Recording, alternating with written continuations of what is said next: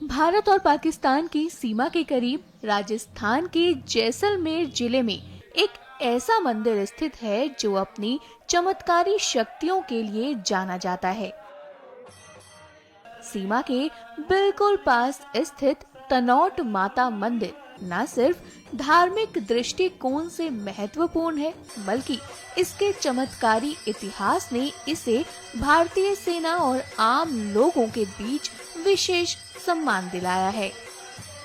माना जाता है कि यहाँ पर दुश्मन सेना के बम भी बेअसर हो जाते हैं। इस मंदिर की कहानी न केवल आस्था और चमत्कार की है, बल्कि भारत पाकिस्तान युद्ध के दौरान भारतीय सैनिकों के साहस की भी गवाह है।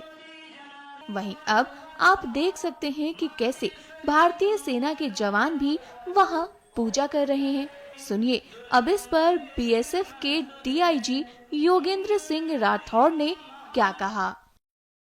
दौरान में जो एक नियमित पूजा होती है, नियमित आरती होती है सुबह की या शाम की, वो यथावत चलती रही है। मंदिर की रखरखाव यथावत चलता रहा है, उसमें कहीं पर भी कोई हमने ब्रेक नहीं है।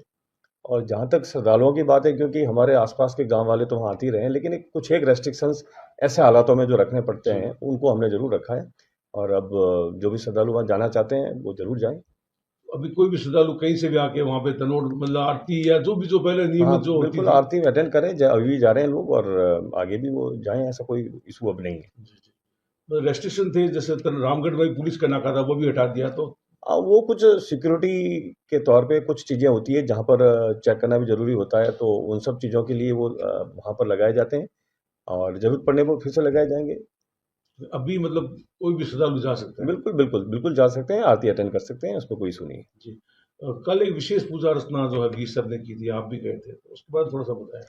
देखिए, जैसा मैंने बताया कि आरती सुबह शाम होती है, नियमित तौर पे होती है। और कल हमने अपनी तरफ से हमारे सभी साथी लोगों ने मिलकर एक कह सकते हैं कि एक सामूहिक आरती की है। जो जनरली आरती तो होती है, लेकिन हम सब भी उसमें सम्मिलित हुए हैं।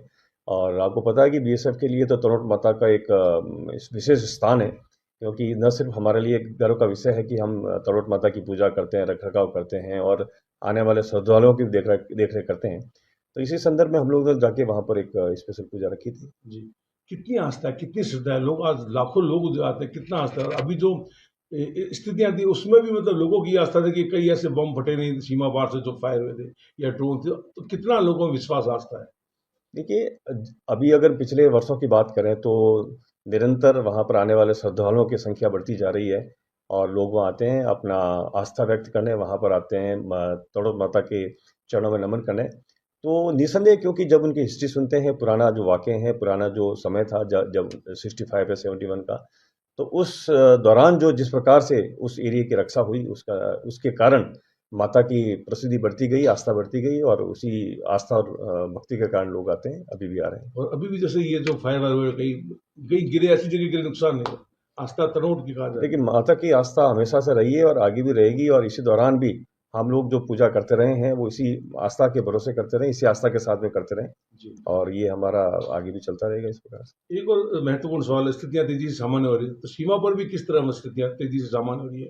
बॉर्डर बेल्ट की आबादी को भी किस तरह आप वो करते हो, टैकल करते हो? बॉर्डर बेल्ट की आबादी हमारा जो ओवरऑल बॉर्डर मैनेजमेंट का हिस्सा हमेशा से रहे हैं।